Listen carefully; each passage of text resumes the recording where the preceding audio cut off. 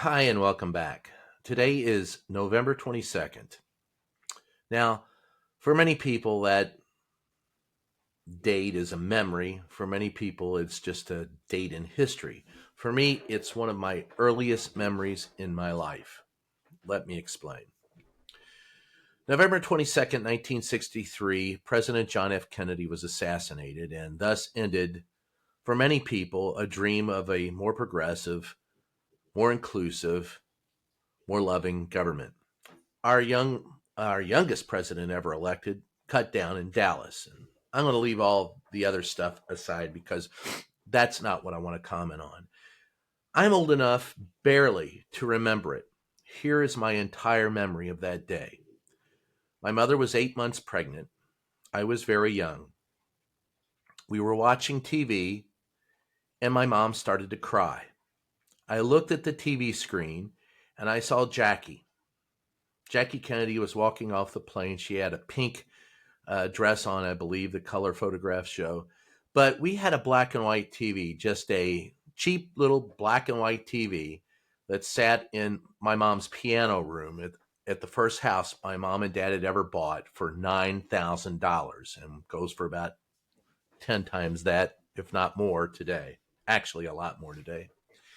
And as we sat watching the TV screen, Jackie walked out of the airplane, and I saw a black stain on her dress. She did not wipe off the blood from Jack. She wanted everyone to see what had happened.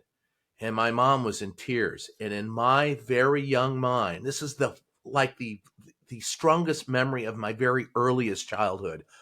All I saw was the black stain, and I thought my mom was crying because that woman had spilled chocolate on her dress.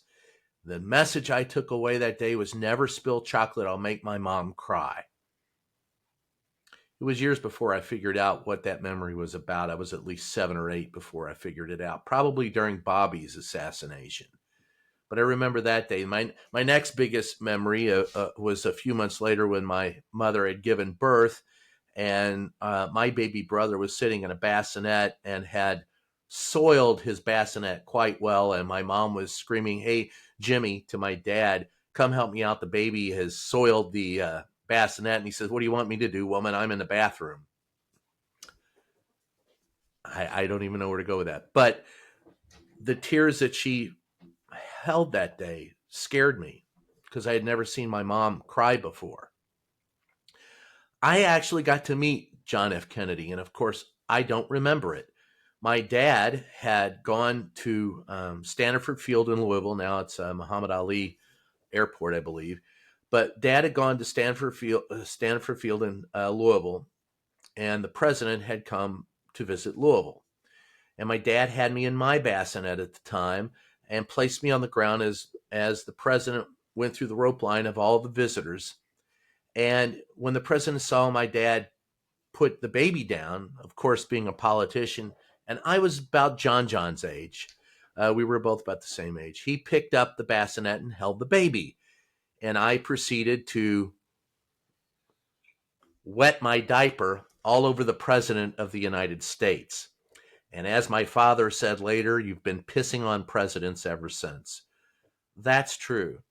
But the reason why this remains for me a day of reflection is because of what John F. Kennedy said. And there were many things that he said, but it was one of the things that he said was, ask not what your country can do for you, ask what you can do for your country.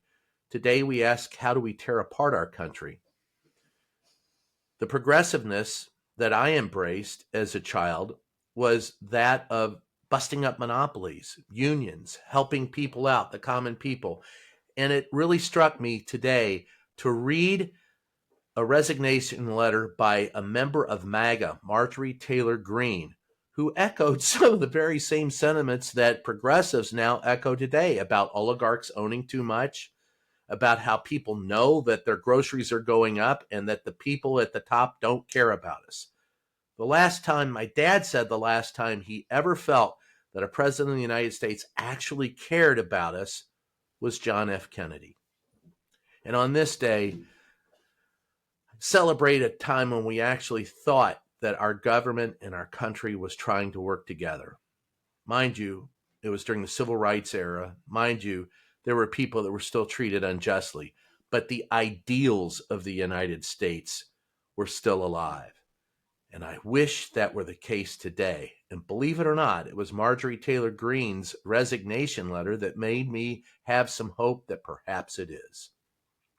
I take that with you and I leave that with you on today, November 22nd, 62 years after the death of President John F. Kennedy. Have a great day.